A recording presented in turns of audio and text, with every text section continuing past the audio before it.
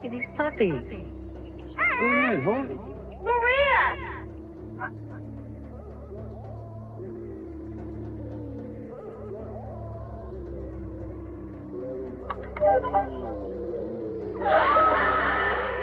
Something different about him. I think you're imagining things. What's the dog? He kept saying it was the dog next door that forced him to kill all those people.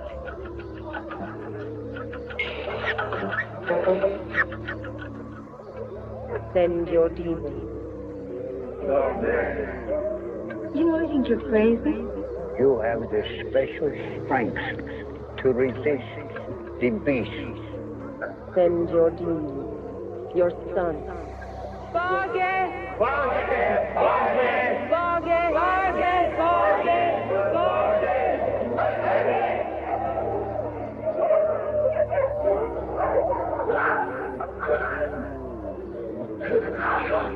Send the beast.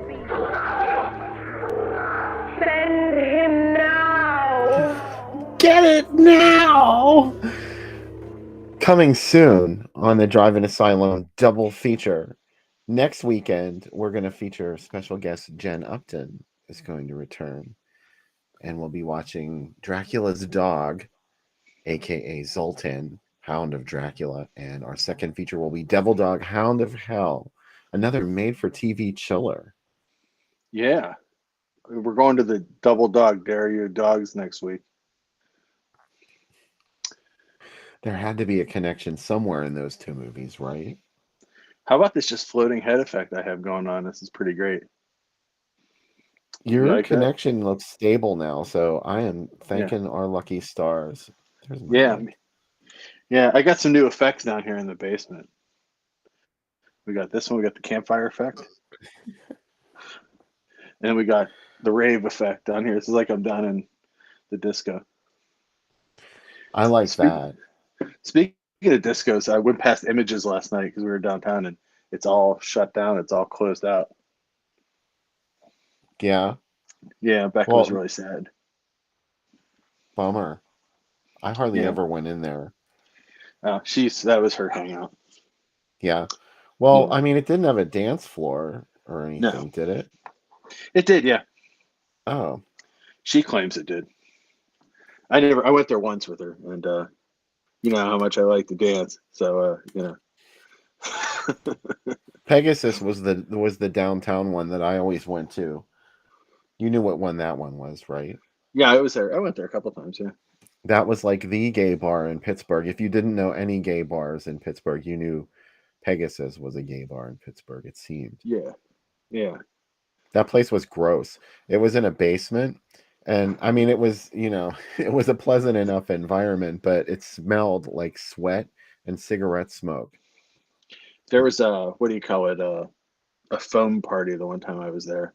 Like the whole floor was just covered in foam. Covered in what? Foam. Well, that's what you think it was. I already said enough whenever I was making the drink. I'm sure I didn't get to see the chat for that when my drink video played with the coconut stuff.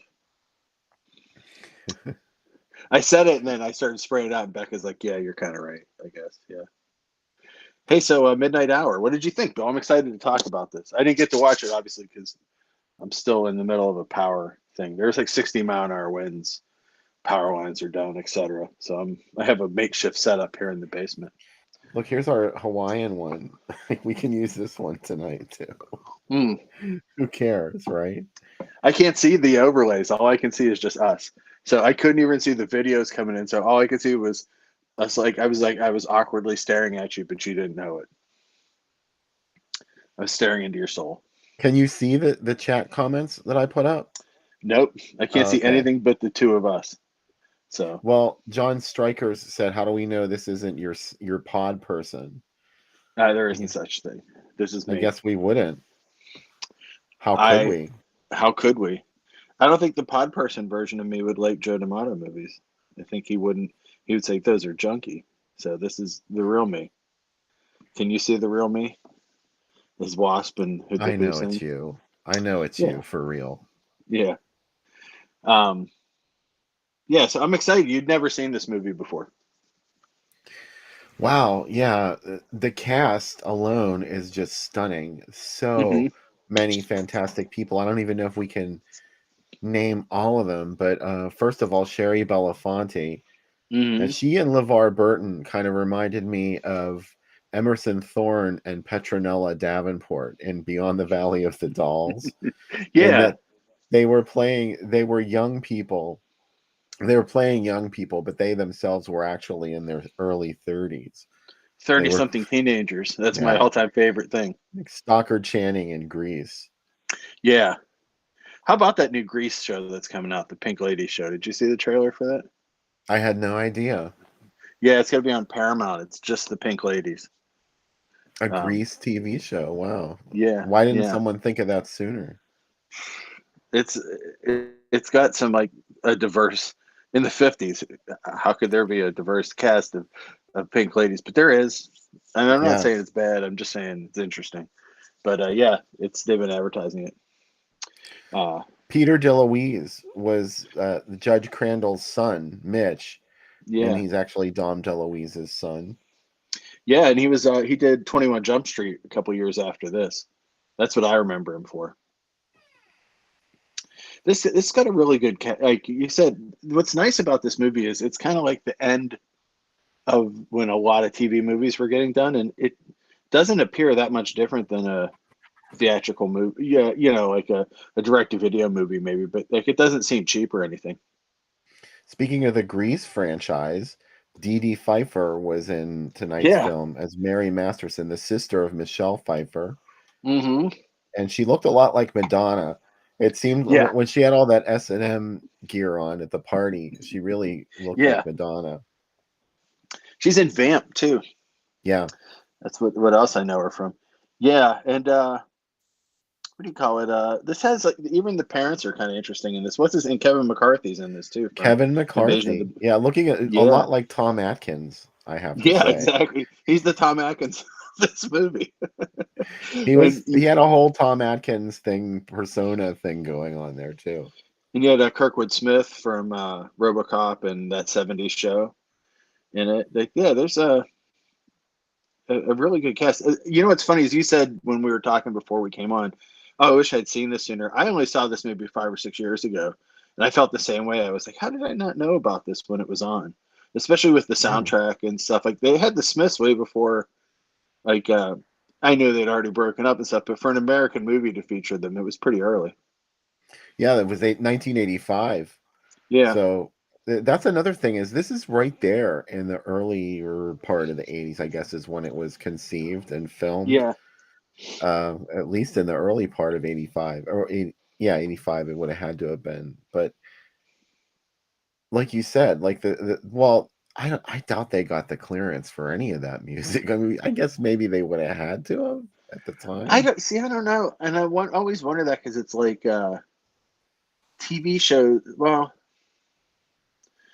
wrestling went through the same thing. Like wrestling used to use in the early up until like 86, 87 would use real music.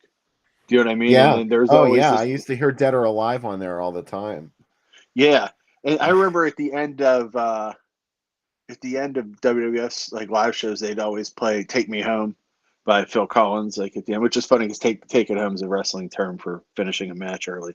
But like they would always use these snippets of songs, and then there was this whole like, "Hey, we're gonna get sued," ASCAP kind of thing. And now they've kind of moved back to using real music again. But TV show, I know this came out on Anchor Bay. I saw a couple people say, but I always wondered if that's why this hasn't come back out. This feels like something if it came out on Blu-ray, people would be excited about and buy it. Do you know what I mean? It feels like there's an audience for this movie for it to come out versus it being relegated to being out of print and YouTube. Like I'm glad it's on YouTube so we can show it, but do you know what I Yeah. mean? It Well, I feels like guess better. it's got to be all the rights to those songs. I mean, Yeah, they couldn't use that now. It would be, hyper.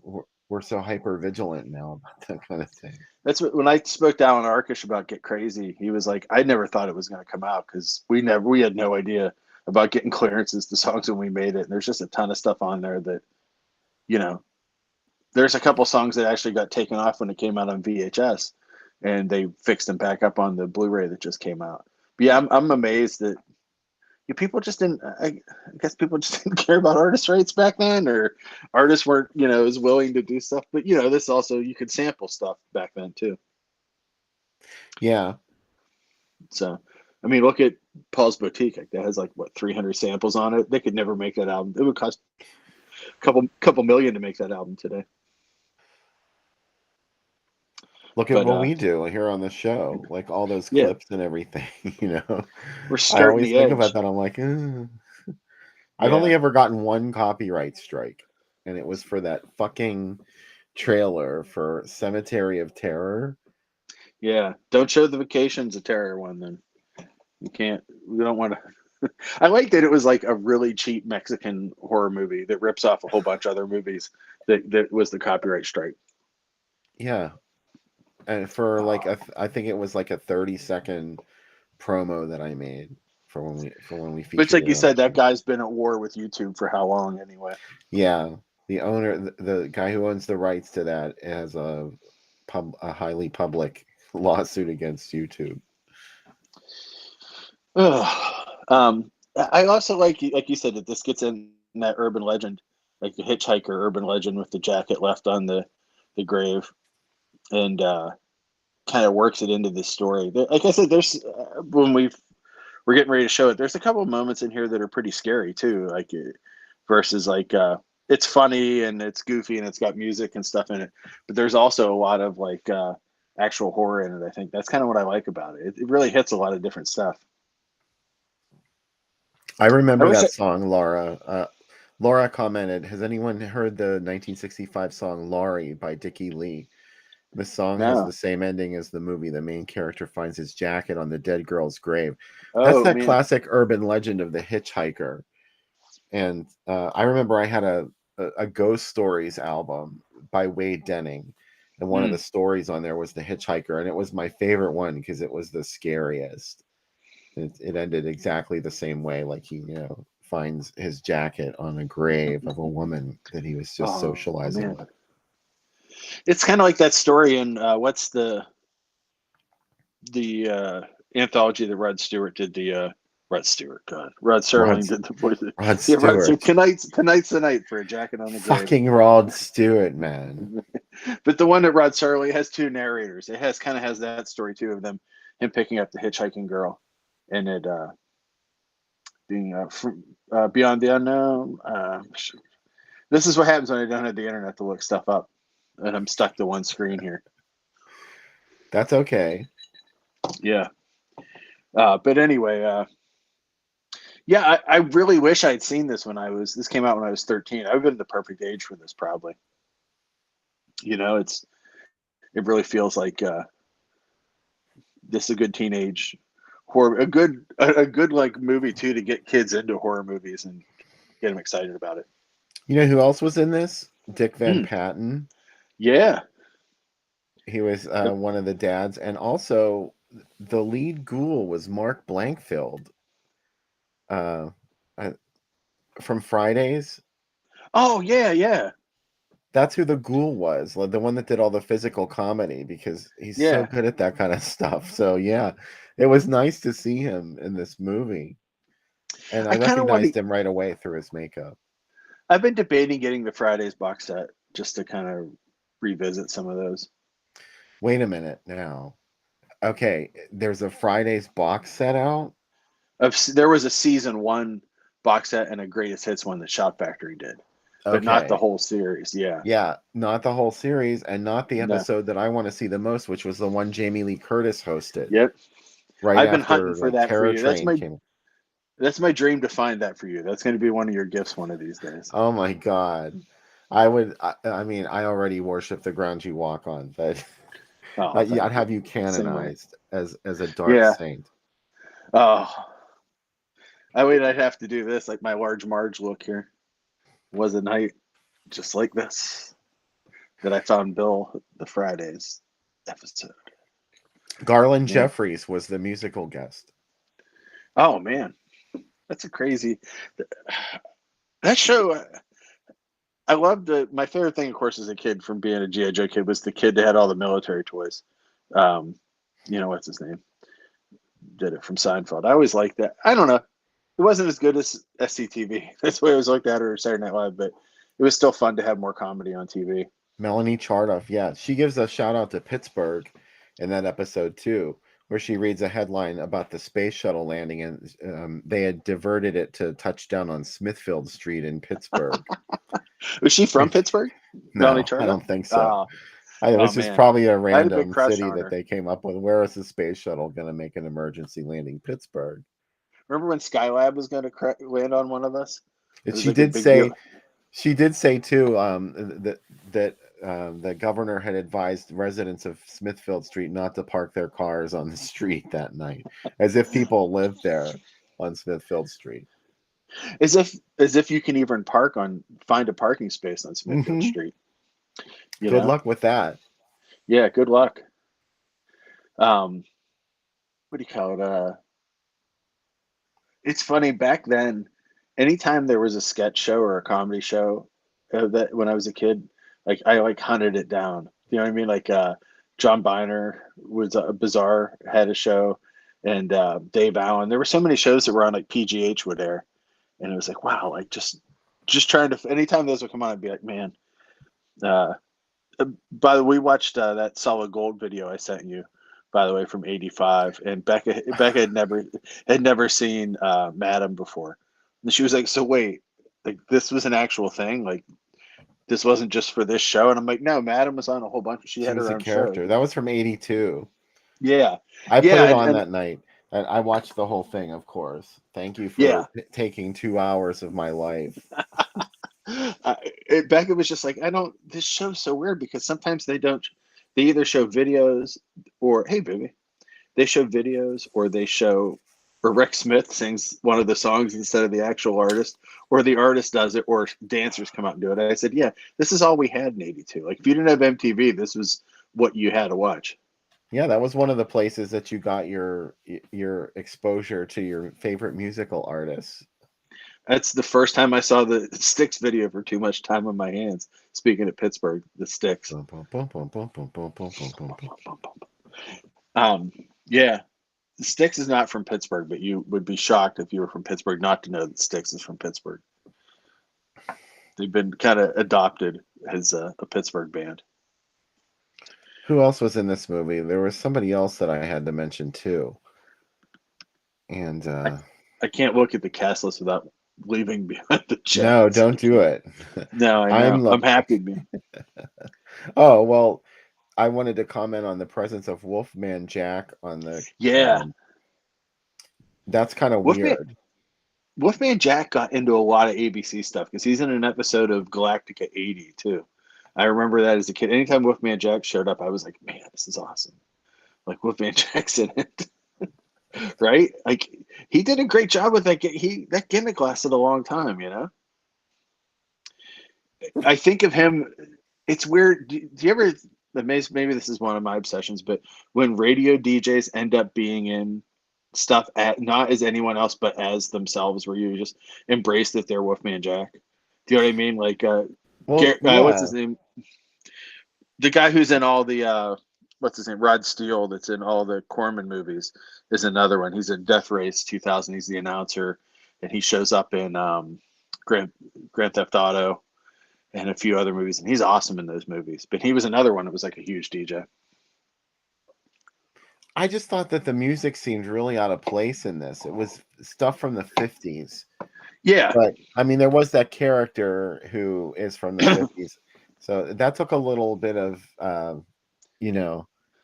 it took enough time for it to get there so you could understand the 50s references. I'm like, why are these kids driving around listening to 50s music? And it's the 80s. To be fair, and this is going to make me feel old, but I'm going to say it. There's kids today that drive around listening to 80s music, and it's further back than the 50s were to this movie. Do you know what I mean? I suppose. Like Becca likes music from the 80s way more than she was born in 84. You know what I mean? So when she listens to it, she's like, she likes Adam Ant. I think because Gwen Stefani did Stand Deliver, but still, it's okay. But it's funny really? Though. Yeah, she did stand and deliver. And she wore like kind of Adamant style outfits, like the major kind of outfits and stuff. Like the epaulets and stuff on stage. She also did a lot of madness stuff. So that's Rebecca's pop culture is infused through ska and No Doubt. That's how you know it's love. We were driving to the comedy show we went to last night, and we were listening to a ska channel. And I was like, if you told me 15 years ago that I'd be going out on a Friday night when I just want to sleep and having to listen to ska to get there, I would have said no. But that's the definition of love, isn't it? Oh yeah, you got a love thing going there. You know what the weird thing about this movie is that its politics are really weird because like the witch should be the villain, but the witch hunter that stopped her was her slave master. So it's like, who am I supposed to cheer for here? Like it's Yeah, kind of strange. that got kind of weird there. It would be called problematic today, probably, right? It would probably be a totally different thing. She would make like a late like babyface turn near the end. She was like, I was forced to be this way. And you're like, oh, we should Well, think more about the monsters. they didn't really explain whether the people who had been vampirized and Hmm. turned into monsters, did they turn back to normal? Because that was Yeah, I one of the don't know. rules that Sandy told Phil. She was like, if you don't do this by midnight, all the people that have been touched by evil will remain evil Yeah, for the rest of their lives. And there were people that had been turned into vampires, and I thought, oh, are they going to be okay now that they saved the day? And I want to see them now. I want to see them. yeah. How did they get past being a vampire? Let's I start imagine. there. I imagine it's a Haddonfield situation where they all get together in a karaoke night and it gets real awkward. I'm still upset about that scene, but yeah, the trauma of this. They could have made a sequel to this pretty easily though, to talk about like what happened to those people. Did they stay vampires? Like, did the town have to work through it? Did it become like a Halloween town? Did it turn into Salem's Lot? Yeah, did it? Uh, there's still a Salem's Lot coming out this year, isn't there? Yeah, I mean, whatever. I know. We'll still have the old one. They can't take We'll, that away from us. no, no, they can't.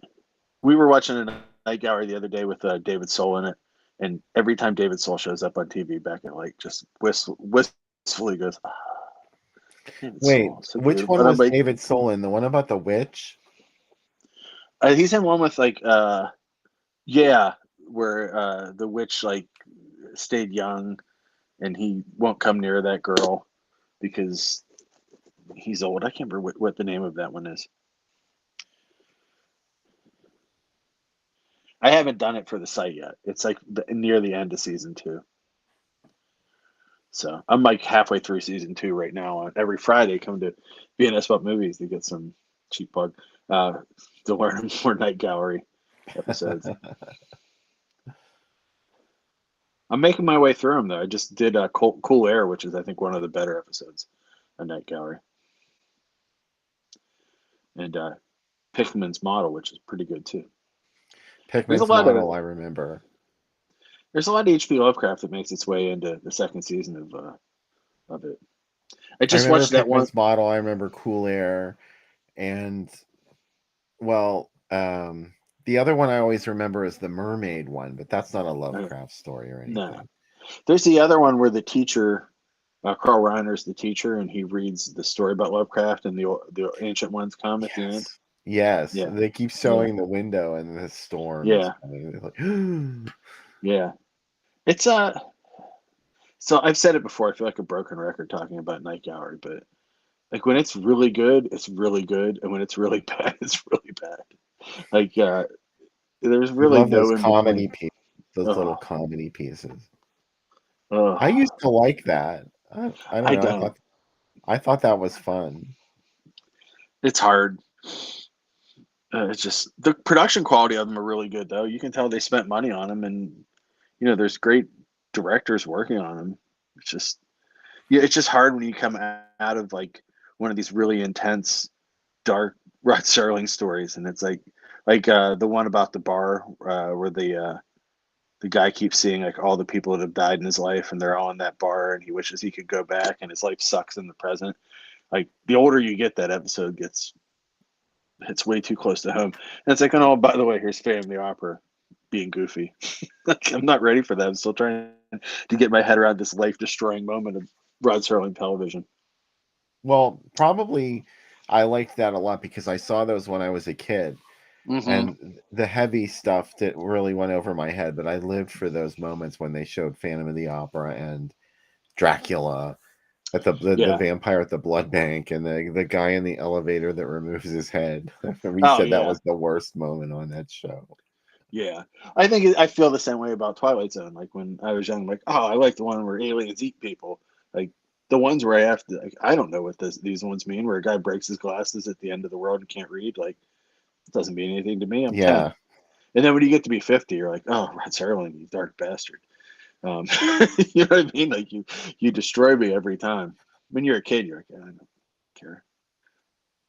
You still watch Godzilla movies just for the monster scenes, not for the, you know what I mean? Like I realize I've never grown up though. It's like anytime the human interest parts of this, I'm like, I do not care. I just want to see monsters kill each other.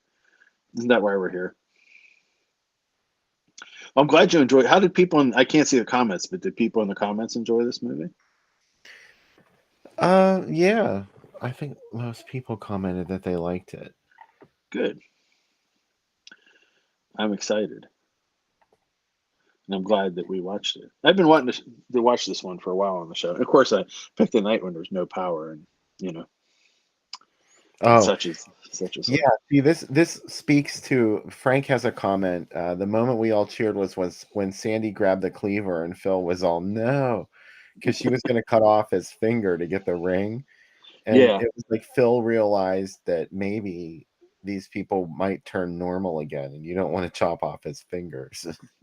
You wanted to preserve them for when they were able to transform back into their real selves. So I think everything went back to normal afterward. I choose to believe that. Yeah. I choose to believe it as well.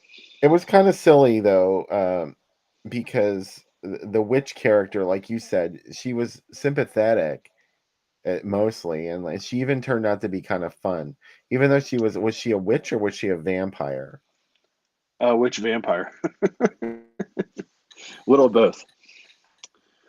Christian zombie vampire.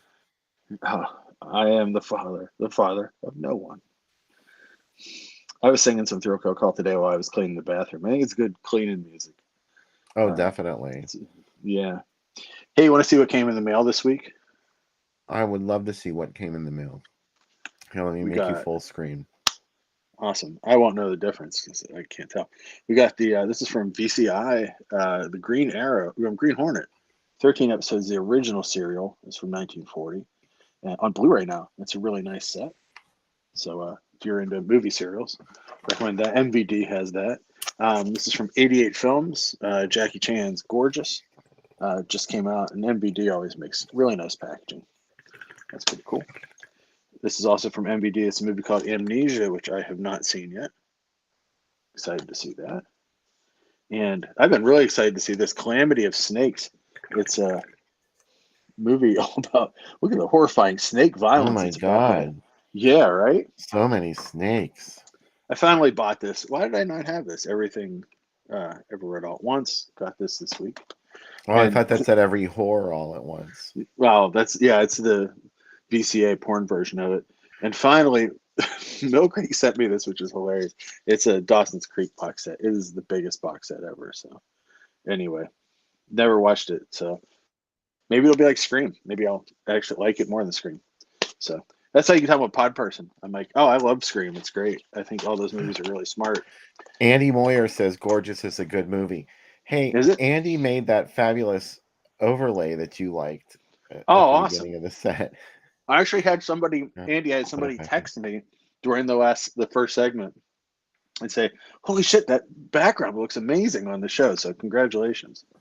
And yeah, I'm excited about Gorgeous. 88 Films is putting out a lot of really great Hong Kong and martial arts cinema. So I recommend everything that they put out. Actually, they do a really nice job. They also have the American. There's American ones, and then there's the whole other side of the stuff they put out in the UK.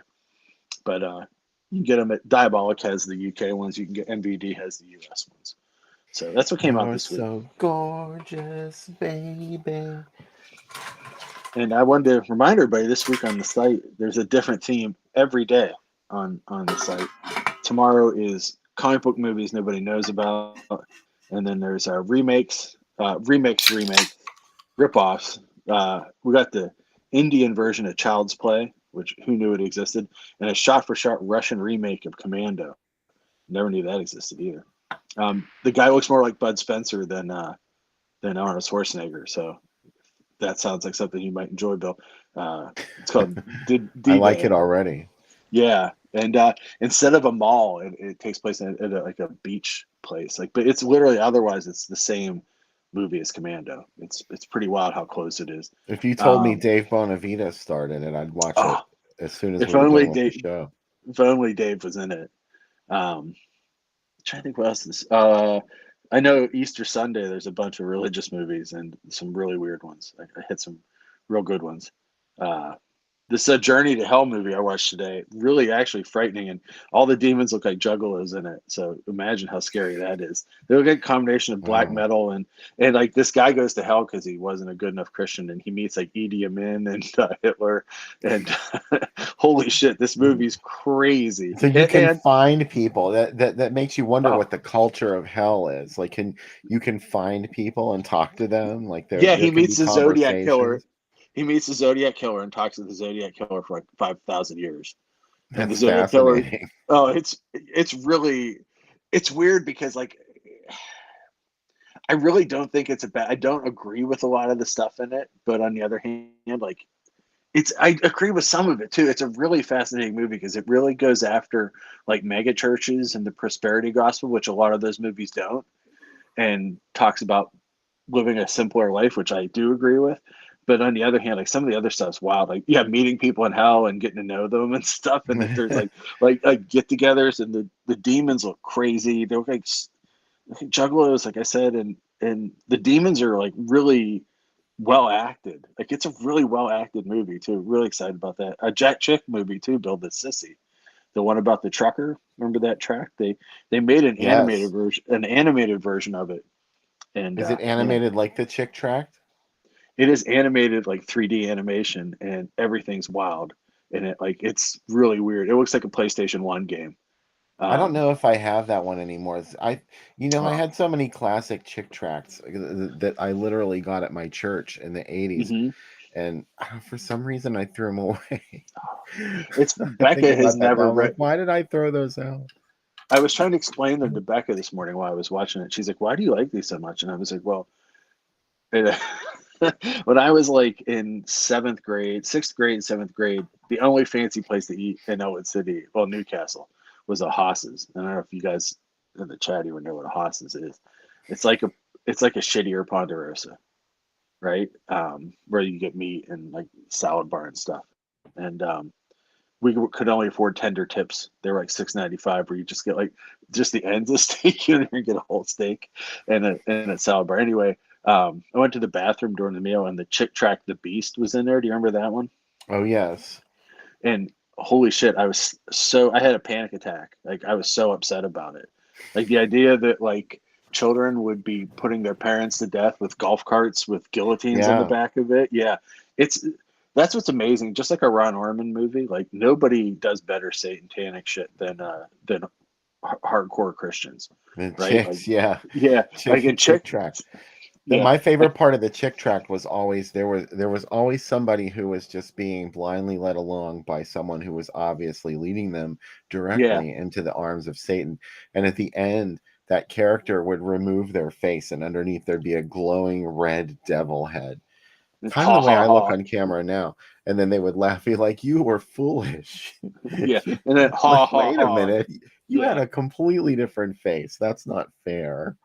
Becca was like, did people like these? And I'm like, no, because like Jack Chick is like violently anti-Catholic, hates Jewish people, hates gay, like, and I'm like, she's like, well, why do you like them so much? I'm like, because they're just like these, outsider art statements that are Yeah, it's unlike anything else. Like they're like pure, like just like underground comics or like Robert Crumb or his id. These are this is the world that Jack Chick thinks exists. yeah. Um, It's kind of a and so, morbid curiosity for me. Like I look at it mm, like how could somebody really think that? How could you go through life oh, believing that and being like, "Oh my God, Dark this is Dragons is horrible." Dark Dungeons is really good too. Like The D&D Valerie one. Solanas, like Yeah, I read her stuff and I'm like, "Wow, how could you imagine being her and thinking this stuff and believing it?" and I So, told you about the lock-in already. That's on there. And then there's going to be like a Jackie Chan day next week for his birthday, and a day of Mexican movies. But yeah, I'm really excited about it. A day of uh, Edward Montaro movies produced by him. So like, yeah, it's going to be. I try to like hit subjects that like were like, oh, I haven't really watched movies like this yet. Do you know what I mean? Or like, hey, how did I never watch like some of these films? So I'm trying to get ones in there that are at least interesting to me, and like writing more about them, trying to add more copy in them and really do deep dives on them. So I'm really excited about it. hey, that episode that I was on for Newcastle After I Dark know. was taken down. I know. I feel so bad about this. I because I had it saved on my watch later on YouTube, and I was like gonna watch it this morning. And last night I was looking through Facebook and I saw this little skull, and I was like, oh. And I read the thing they wrote. That's uh, it's horrible. There could be worse things in the world. I know, but I can feel bad about it. John B feels bad, Pee Wee. I'll be Um, back on this show sometime. Like now yeah, that one got zapped, we'll have to do another one. yeah, we'll get there. I'm excited for Double Dogs next week, though. I mean, that's pretty cool. We Yeah, should that's have. going to be a lot of fun, and it's always fun when Jen's on with us too. She does a lot of research too, which I always enjoy. Like she gets really into them. And Cubby will be excited that these are movies where dogs are super involved. There's a great lawnmower scene in one of these. I remember where Richard Crown almost puts his head into a lawnmower because the dog is commanding him to do it, Hmm. which I is love a that real part. yeah. I don't know why they took it down, Laura. I don't know. Someone probably. We were poking around.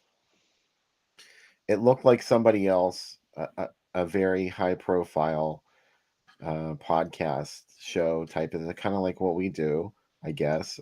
They're very high profile. They have a lot of subscribers, and they claim that they had the rights to the movies that they showed on YouTube, like that you could get a license. I didn't know this, that you Mm, can get a license to upload the film to YouTube, and they have done this, and so it probably had something to do with them, if I could guess.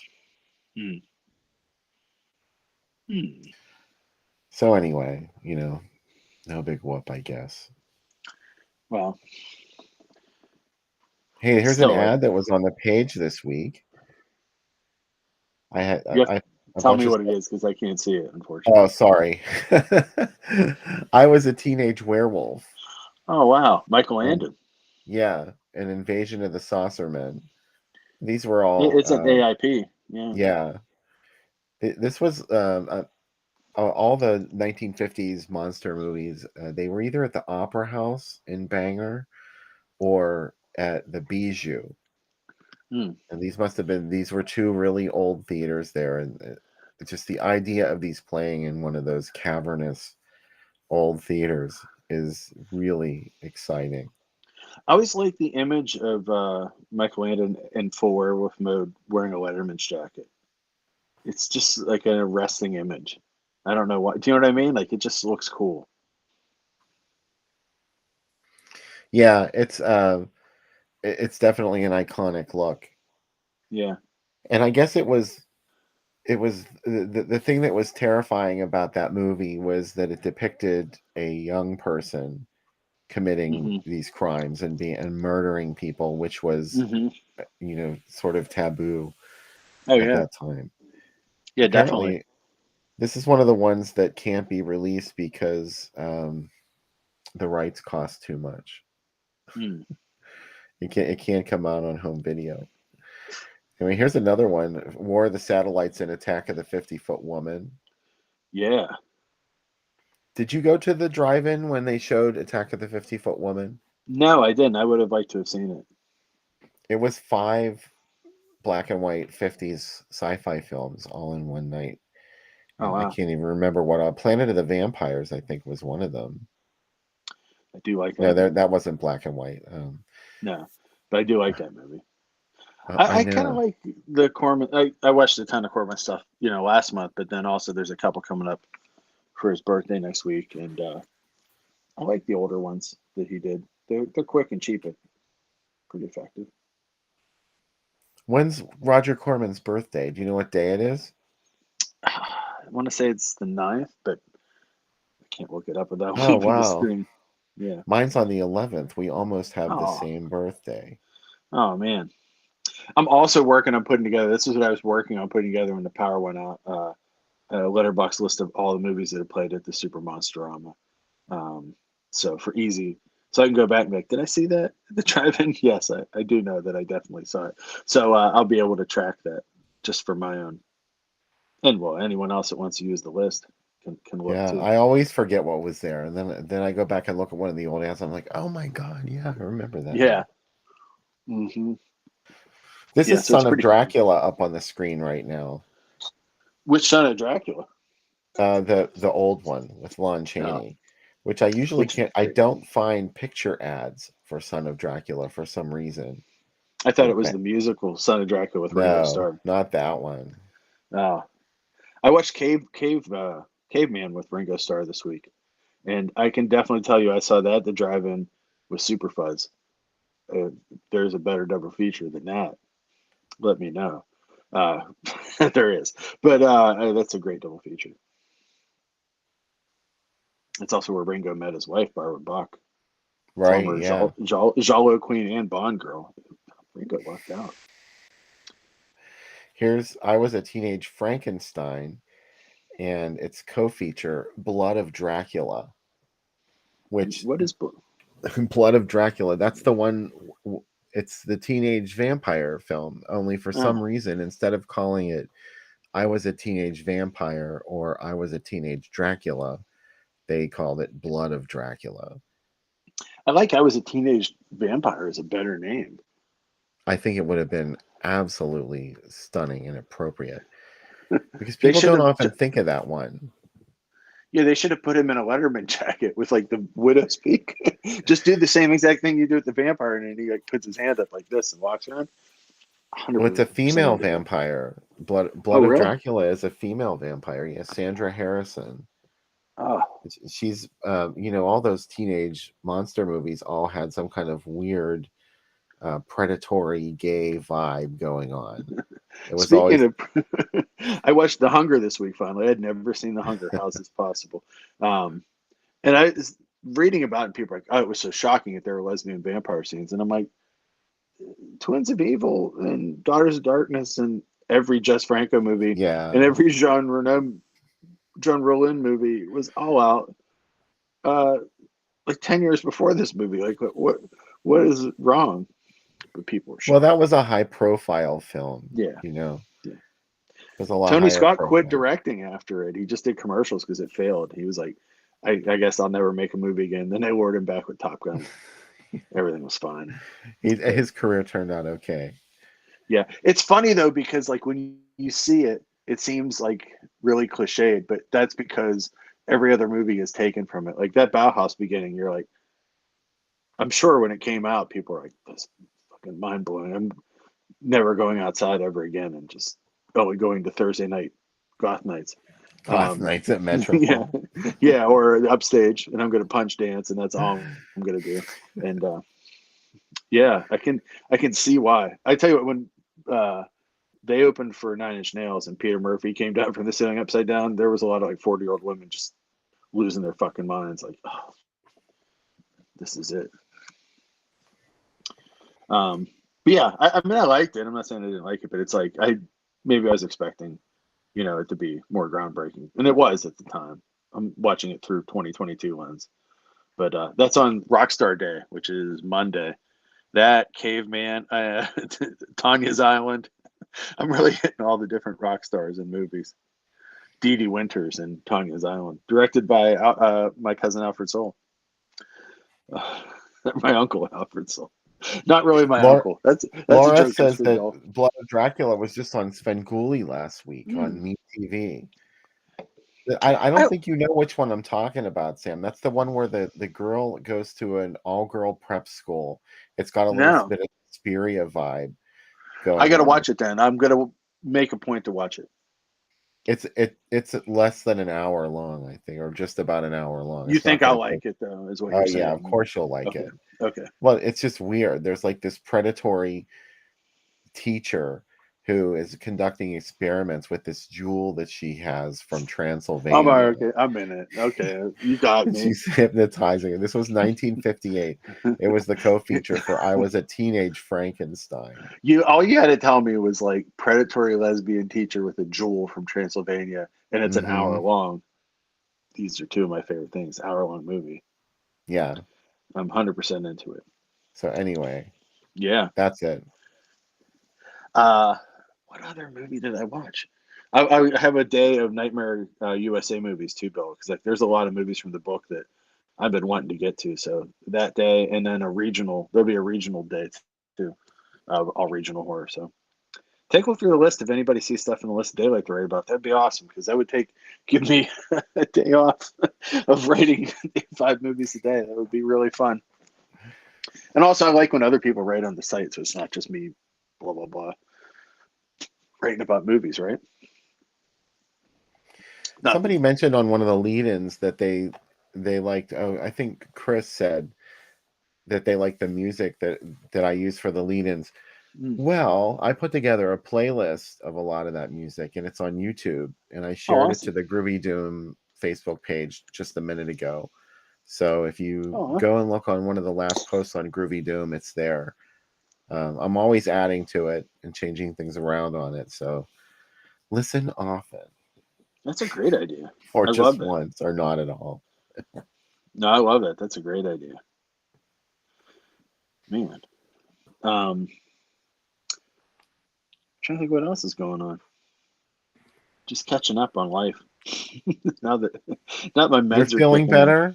Yeah, meds are kicking in. It's really crazy. So this is weird that like my average heart rate used to be around 70. Now it's like around 55 or 58, and my blood pressure is like 170 over 70.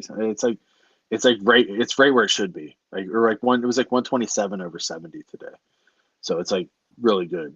So that's awesome. Yeah, I got 2 weeks till I go get looked at and they see how things are going. But yeah, so far, I walked like 2.5 miles almost every day this week. Cut my diet down, not drinking so much. Doing all this, being a grown up. Come see me at the drive-in when I'm taking like every drug that people hand me and drinking a lot. And you're like, oh, Sam's really living healthy. He's eating a pierogi pizza and pizza burgers and at the Honey Bear sniffing pepper. You do good so that you can do bad every once in a while. Yeah, exactly. Those 2 days, those are like, that's so that when I answer questions at the hospital, and they're like, "Do you take any street drugs?" And I'm like, "Let's define street drugs." Vince, did you hear Code 4 on one of the? I think it was the first lead-in. I used some Code 4 on that one. Oh, awesome! Hollywood. That was the one with the Mommy Dearest samples in it. I love that. By the way, that was awesome. I did not create that somehow.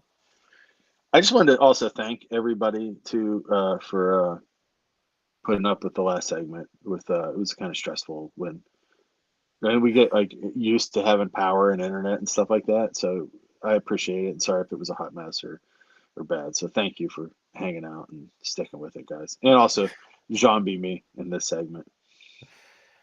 I thought it was fine. Awesome. You know what other movie is up on the site yesterday, Bill? I saw what you that? did. I saw what you did. Speaking of Joan Crawford, her last American studio movie. Poor Joni. Yeah, she's not in that movie that herself to do. She's barely in that movie. She has a pretty big part in it, though. I mean, in Yeah, terms of what you take away from that film, yeah, a lot of it are the scenes with Joan. Like when I love when she goes out to the car and she grabs her and starts like screaming at her.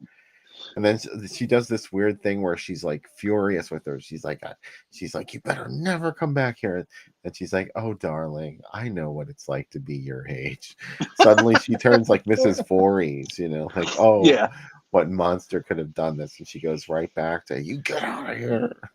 What's the one where she's runs the circus? Berserk. Berserk. I love that one because, like, are we to take that she's 20 or 25, or are we to believe that she's the age that she is, or She both? is a cougar in that film. Oh my She has her God. own beautiful little trailer that she seduces men in and over Yeah, a candlelight dinner. it's amazing.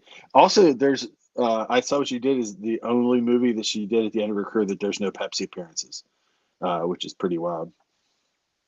Do Oh, you, I guess I never noticed that. That's and and Castle wanted to put phones in front of this is weird. He wanted to put phones in front of movie theaters that people could pick up and they would auto call somebody and they could say, I saw what you did. But when people used them, like they overloaded the phone lines, and they had to abandon the plan. I like that he, like generally like he near the end of his like directing career, these last couple movies, like he got kind of was getting the scene of only being gimmicks, which I disagree with. I like his movies. And he would be, I'm not going to do any gimmicks. And then literally like a week before, he's like, let's order 1,000 axes.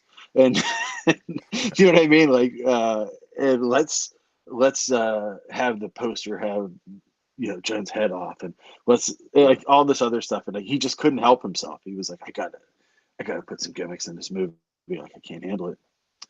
He wanted to make Rosemary's Baby. Imagine the world where he made Rosemary's Baby versus I Polanski. can't even. I mean, I Ah, love that movie, but I would also yeah, love to see William Castle's Rosemary's Baby. And I yeah. also wish he had been able to follow up on his intentions to make that gimmick for Bug that was like Uh, a windshield wiper that would brush against your pant legs yeah, during the bug scenes. yeah. That would have been awesome. I think that would have been the greatest thing. Uh, I just love like that. The only other person, John Waters, is one of the few people that kept that level of ballyhoo in movies. Do you know what I mean? Of like, Odorama and stunt casting and stuff like that. Oh, you know what other movie I watched, Bill, is I can't remember what the name of it is. Chris Christopherson's in it, Out of the Blue, and Divine plays a gangster in it, and Divine is not in drag, and he is. This movie's wild because like it's kind of like science fiction almost, but not really. And like Divine's character is so evil that he has a violinist walk with him all the time, and like while he meets people, the violinist plays music to set the mood for talking to him. Okay, it's really weird, That's but not a bad idea. yeah, but I dug it, and he's really good in it. He's great in everything, but it's pretty good. That's up on I think Monday on the site. Talk about a Also on talent Tubi. gone far too soon. That's Oh, divine. I think about that all the time. It's really sad. Because what else would he have done?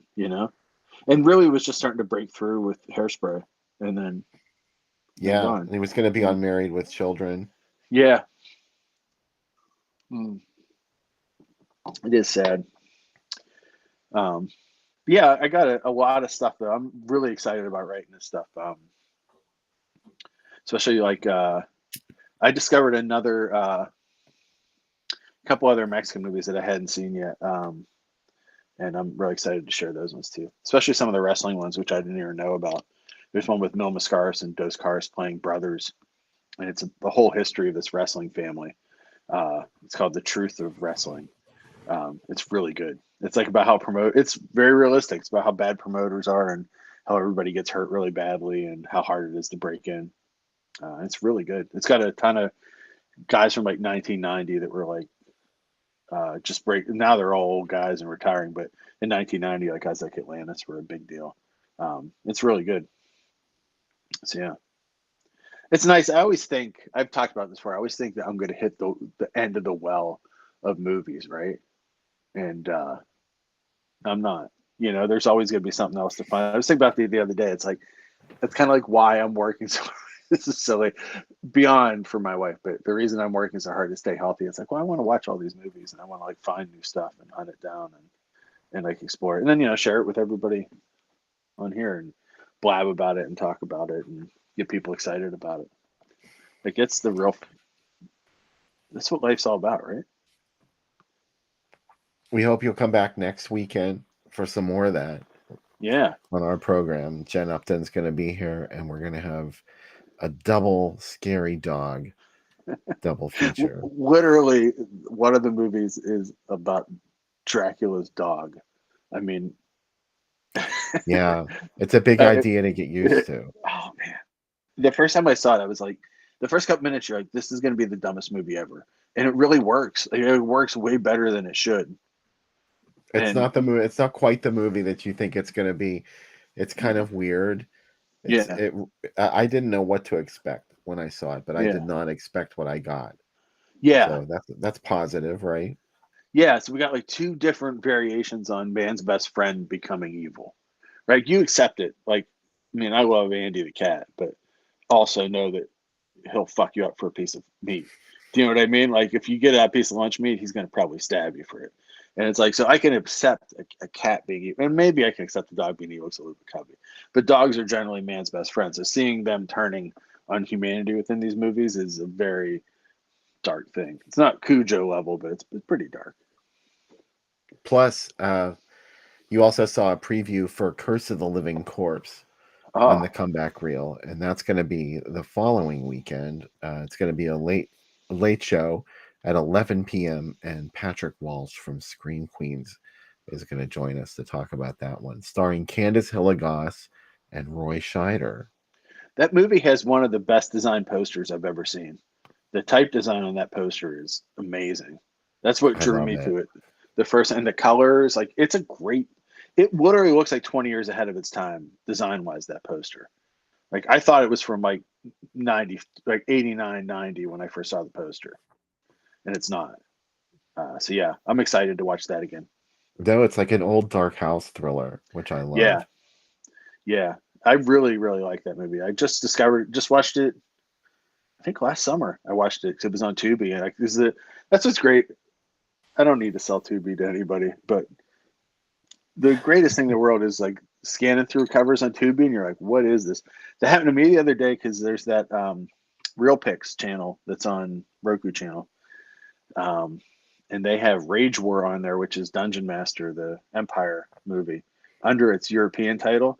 And I was so excited. My poor wife had to hear about Dungeon Master for like half an hour. I'm like, well, you know, Wasp is in it. And she was like, I don't care. Really. See, that's what's amazing to me, that somebody who watches as many movies as you do has any part of their life where they're just scrolling through things looking for something else to watch. I've been trying to build out, like, for this April movie-thon thing, really building out and trying to find stuff I haven't seen. So really hunting stuff down, right? Like, and really trying to think, like, have I really hit everything for this category? I'm doing some car movies. There's actually a site that posts like car movies every day, and they've been like sharing a lot of my stuff. So they're going to rate a couple things about car movies that they said it's hard because I think you've watched every car movie, like major car movie. And I'm like, have I? I didn't even really think about it. So that's exciting. So, hey, and April, it's halfway to October, right? Halfway to Halloween. Shudder's got a lot of stuff coming up too. I just got. Well, we got some Halloween on our show tonight. Yeah, we did. I'm really glad that we did that film, because didn't somebody recommend it? Yeah, it was actually on the recommended list. So thank you for recommending it. And that's on, if you look at my letterbox list, there is recommendations. If you got one, put it in the comments and I'll add it, or email me and tell me something you want me to add. When I have internet and power again, I will add it to the list. And also put the drink recipes for tonight onto the list. If you want any of the old recipes, they're up there as well. And there's also a list of everything we've shown. So if you're like, hey, have you guys shown this? That's how you can check. What I really like using that for is, Letterbox has that thing where if you've watched a movie and logged it, it'll like dim it. So I can kind of look through the list of stuff that we've shown, like, oh, I've never wrote about that on the site. So it kind of lets me go back and write about a few things I might not have seen. So not that I have to sell anybody on Letterbox or Tubi or Shudder. These are all things that we all should be excited about and living with, right? I'm excited about it. Yeah. Except when there's something that's not there. Yeah. Like Burial Ground was not there. Although that version that was on YouTube was fine, actually. Yeah. It just wasn't as crystal clear. I think it was like the lowest quality on YouTube, but it was the uncut print, so that's good. We hope everybody enjoyed Burial Ground and The Midnight Hour on tonight's program. We hope you come back next weekend and watch Dracula's Dog and Devil Dog Hound of Hell next Saturday night, beginning at 8 p.m. Till then, be safe, be well. See you then. Good night, everybody. Good night.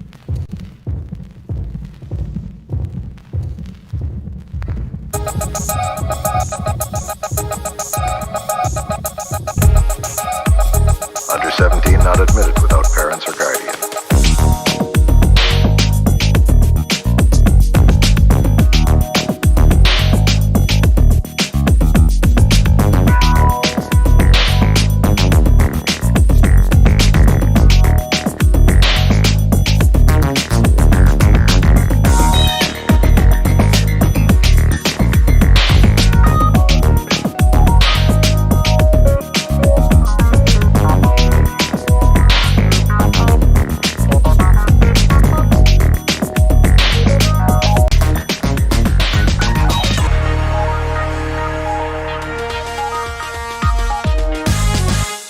Under 17 not admitted without parents or guardian.